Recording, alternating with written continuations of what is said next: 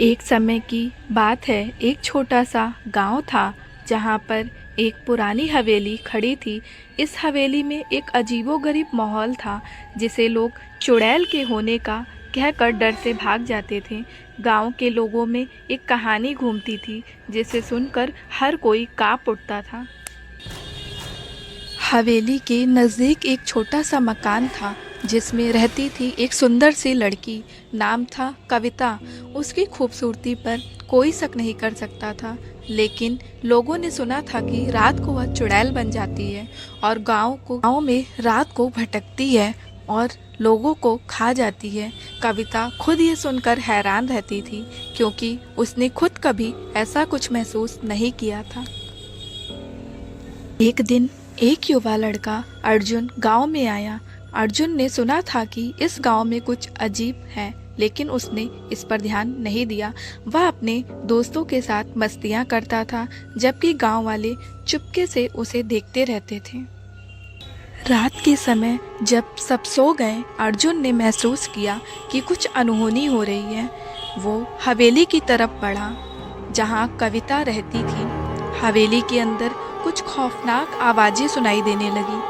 अर्जुन ने अपने दोस्तों को बुलाया और साथ में हवेली के अंदर दाखिल हुआ। अंदर जाते ही उन्हें डर का माहौल महसूस हुआ। कविता, जो अब एक भटकती रूह बन गई थी, उनके सामने आ गई। उसने अर्जुन को देखा और हंसकर बोली, मैं एक चुड़ैल नहीं हूँ, ये सब बस लोगों के भ्रम हैं। कविता ने अपनी कहानी बताई कि वो एक सामान्य लड़की थी जिसे लोगों ने गलतफहमियों में गिरफ्तार कर लिया था। एक पुराने बाबा ने उस पर कुछ जादू टोना किया, जिससे वो रात को चुड़ैल बन जाती थी। कविता को यह जानकर बहुत दुख हुआ, लेकिन अर्जुन ने उसे बचाने का फैसला किया। अर्जुन ने अपने दोस्तों के साथ मिलकर बाबा को ढूंढा और उनसे मदद मांगी। बाबा ने उन्हें एक खास मंत्र दिया जिसे कविता को रोज रात में बोलना था। उस मंत्र की शक्ति से कविता ने अपने भटकने वाले रूप से मुक्ति पाई।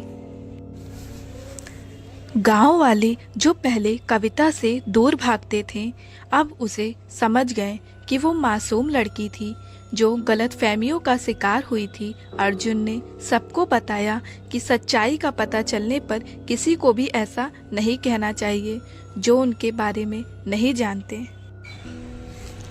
इस कहानी से गांव में एक साथ रहने की भावना बढ़ी और कविता को उनका समर्थन मिला। उसने अर्जुन से दोस्ती की और दोनों ने मिल के गाँव को एक नए मोड़ तक पहुंचाया। ये कहानी दिखाता है कि हमेशा सच्चाई का पता करना जरूरी है, ताकि गलतफहमियों से बचा जा सके।